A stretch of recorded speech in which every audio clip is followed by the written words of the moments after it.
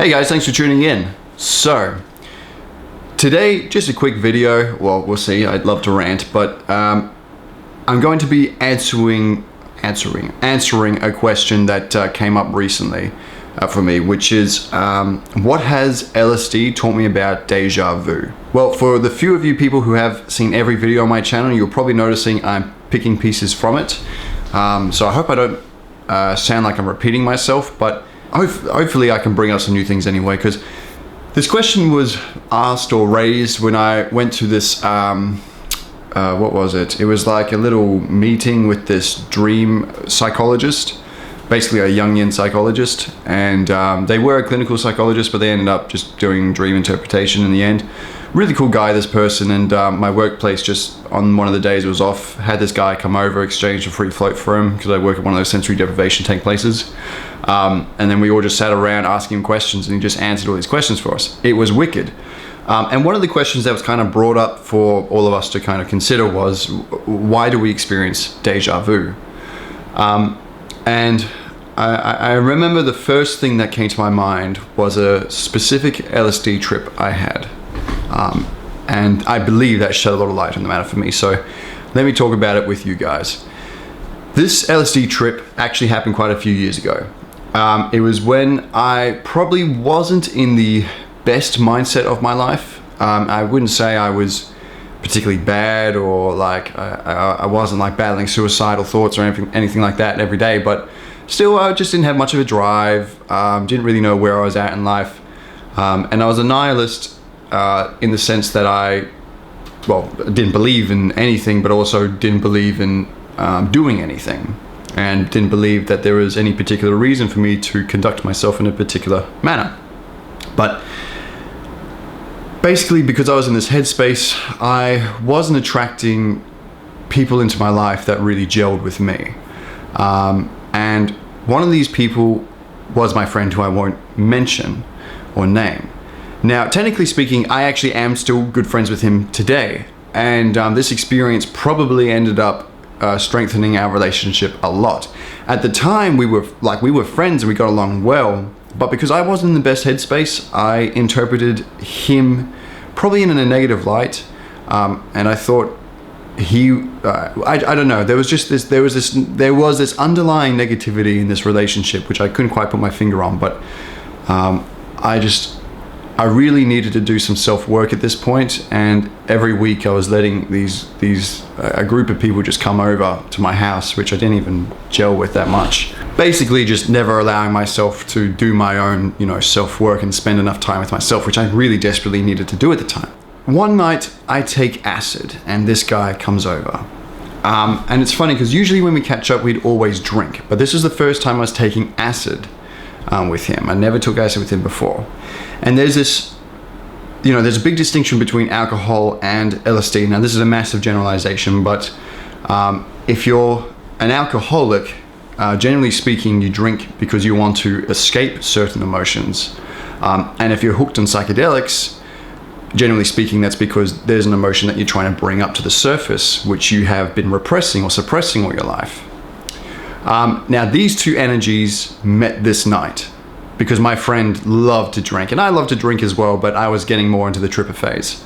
And so what happened was all this shit that I'd been repressing and suppressing came up to the surface. So my friend comes over and the acid starts really kicking in. And I'm trying to get along with him, but every reaction he has to me is making me feel, I don't know, weird. Like, I just felt like there was so much judgment towards me. It was this weird feeling. And I can't tell you if it was real or not, if it was just in my head, but that's certainly what I was feeling. So anyway, I had to go to the bathroom because the acid just starts kicking in way stronger than I realized, or was expecting. And the next thing, I remember the acid just starts it must have just started blasting in, because I just started having these visions of my relationship with this friend happening like an infinite amount of times, but across all of these different parallel universes. I was seeing it like there was this empty space, and I could just see all of these like fragments of this relationship, this dynamic between two souls. And it wasn't like my face and his face being seen. It was like electric energy that kind of symbolized one of our essences, or our essence. And they were interacting with each other through different scenarios. One scenario was like in an ice cream truck, where like one of us was on the inside of an ice cream truck and the other one was outside of it. It was just showing me all of these like random scenarios where we were still having this dynamic where neither of us were bettering each other. And we were both kind of running away from something, or I don't know exactly what we were doing, but we were having this unhealthy dynamic. And it was going to keep happening forever until in one of these versions, one of us decided to make a difference and make a change. And that's what was coming through on the acid. So my friend comes in and he you know, he's like, "Are you all right?" And I basically have to say to him like, "I need to be alone. I need to be alone now." And he's like, "Okay, cool, I'll give you some time." But I'm like, "I need to be alone for a long time." Basically, like, it was like a breakup of our friendships. That's what I felt like at the time. And it wasn't like, you know, I was going like, you're a shitty friend, or you were making me a shitty friend. It wasn't like, you know, like that. But it was just like I kept telling him, "It's not you, it's me. I just need some time to myself." Literally like a breakup, but I meant it. And so sure enough, I think he catches an Uber or something like that, and he leaves. And yeah, I can't remember how the rest of the trip happened, but now a lot of time has passed. We became, not that we stopped being friends, but we, you know, started hanging out again. And the dynamic has entirely changed. This dude is like a brother to me now. It's absolutely insane. You know, if he's watching this video and he knows who he is, I'm sure he would hurt to hear that I felt this way back then, but I certainly do not feel the same way now. I trust this guy like a brother now. So this repeating pattern was broken. But this gave me an insight as to what deja vu is, because I think that deja vu is very much like I think deja vu is this thing that is making us aware of the fact that there is this multiverse out there where we are connected in some way to all these different parallel universes. Now, the obvious reaction to this experience is that it's a malfunction of the brain. You know, maybe you're tired. Some people say it happens because you're tired. You know, you can give it 100 different reasons as to why we feel this deja vu feeling or sensation. But in the end of the day, it's very recognizable, the feeling. The feeling is, I've done this before. I've been in this exact situation before. That's what it feels like. And I think it is extremely important that we recognize that's how it feels. See, this dream psychologist that I saw when this question was raised, well, one thing he was raising as to how he interprets dreams is that he doesn't concentrate on, you know, he doesn't concentrate on the symbols as having like an objective meaning, but rather how they make a person feel. Feeling was incredibly important because he believed that that's how the subconscious communicates with the conscious self. It's through feeling. Well, I applied that meaning to deja vu. And I thought to myself, you know, there may be many different reasons as to why deja vu is triggered. As I was saying, many people say it's because you're tired or because the situation, you know, is similar to one that you've been in before, whatever. But the feeling is most certainly that you've gone through this before. I believe that it is at this point throughout in our evolution that we're beginning to feel this, because I don't think that if we were a more primitive species, we would be interpreting this sensation in this specific way. But we are absolutely interpreting it like we've experienced what we're going through before. Now, we don't mistrust any other sensations. Why is it that we mistrust the deja vu sensations? Because it's just a little bit out of our scope of what we think is possible. But now, hey, metaphysics is showing that there is a strong possibility that parallel universes exist, an incredibly strong possibility. So maybe this deja vu feeling isn't a malfunction. What might be happening is that we might be reaching the next phase of our evolution. And we may be getting to a point where our subconscious is communicating with us that there is something more than what our senses have been telling us all this time. there's something else to this reality. It's no coincidence that we're also getting in tune with things like synchronicities, where coincidences are happening frequently that seemingly contradict how physical reality is composed. It just seems like there's so much more of a relationship between our mind with the outside world. Well, that may be what deja vu is teaching us too.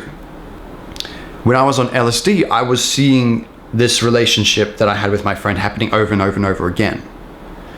These certain dynamics may be repeating themselves until we realize this and we catch on to it, and we have to make a certain decision that then will stop us from repeating the cycle over and over. Basically learn the lesson that we're meant to learn, pass the level, if you will. If you want to compare it to a video game, it's like there is a mission goal, and until you reach that mission goal, you will just keep restarting the mission over and over and over again, each time fine-tuning it, but probably repeating a lot of the things that you did last time until you realize what you're doing wrong so you don't repeat it. And then you get a little step further, maybe reach a checkpoint, keep going, and etc., etc. Now, that's not to say that's literally happening. Obviously, we interpret our reality with the highest technology available, as I explained in one of my last videos. But video games is one of the most prevalent technologies at the moment. So, of course, that's going to be one of the best things we can compare our relationship with this multiverse. So then the question is, well, why do we keep repeating it? I mean, we are human beings. We are always trying to do what's right. In the end of the day, most of us at least. How do we stop ourselves from repeating these processes, repeating these unpleasant experiences? And this, again, the dream psychologist brought up something which I can use now. The dream psychologist brought up the fact that his example was this, that as a child, you may learn to behave in a particular way, which actually serves you well as a child, but then it doesn't serve you well as an adult. But the problem is, behavioral patterns that you get locked into as a child is extremely hard to remove yourself from as an adult. In his case, he was giving an example of being submissive to his parents. But then as an adult, that submissiveness meant that he was getting walked over. Or you could imagine that if your friend was mistreating their girlfriend, you'd want to say something, but your body and your instincts are telling you, be submissive, so you don't say anything, and you go against your sense of morality. Inside all of us, we have this sense of good and bad. We all hold within us, even if it's subjective, a sense of good and evil, and that's what we're all kind of leaning towards or heading toward, is being good. Whatever good means. We all have different meanings of good, but we're all trying to do good. However, sometimes along our journey, for whatever reason, we disobey our sense of good. And that may be because of behavioral patterns that we've been locked into as children, where it's incredibly difficult for us to do the right thing because it goes against our instincts. And then we don't learn the lesson. Then we don't pass the mission, and then we have to repeat that. Now, I am definitely somebody who believes that we should hold virtue on a pedestal, and that's absolutely what we should uphold, but I think it's very easy for us to get lost in this idea where we think that all we have to do then to live our life correctly and properly is make sacrifices and just help the outside world. To me, that doesn't really work either, but I'll put it like this. What are you making sacrifices for? To help other people. Why are you helping other people? So that they may be alleviated of certain suffering, or in other words, so that they may be provided the opportunity to feel joy more. So it's clear that we hold joy and our capacity to feel pleasure pretty highly. Then why are we depriving it of ourselves? Why are we robbing our ability to feel pleasure so that we may pass it on to other people? We need to do right by ourselves as well. And even then, when we're making these sacrifices, we're probably not passing pleasure on to other people. Think of it like this. You wouldn't receive financial advice from somebody who lived in their mother's basement at the age of 46. You know what I mean? Like, whatever advice they give you is probably going to not do you any favors in the long run. If you're taking advice from people or giving advice to people or trying to help people, even though you yourself are not content and you yourself are suffering, then you may not do them well. Just like parents who try and give advice to children, even though they haven't lived the lives they want. When the child starts stepping into their beat, starts going after their true passions, possibly, or starts going after what they really want, the parent's reaction is to shut it down most of the time. And they think they're doing the right thing. They think they're helping, but they don't realize that because they didn't find the joy in their life that they wanted, them trying to help is actually them trying to rope you into the same patterns that they've lived and behaved in. So the ultimate leader is somebody who leads by example. If you want to help people in this world, you need to help yourself, and you need to live the life that's going to bring you the most contentment. The best way for us to function in this world would be to ask ourselves the question of how can we help other people the most? But the reason is because the answer is probably going to be the same as how can I help myself the most?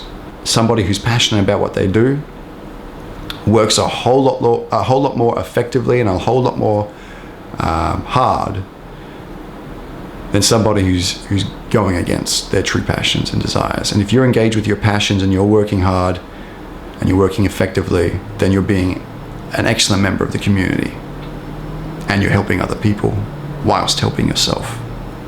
Guys, I'm going to leave it there. I probably ventured way off the subject of deja vu. But no, I didn't.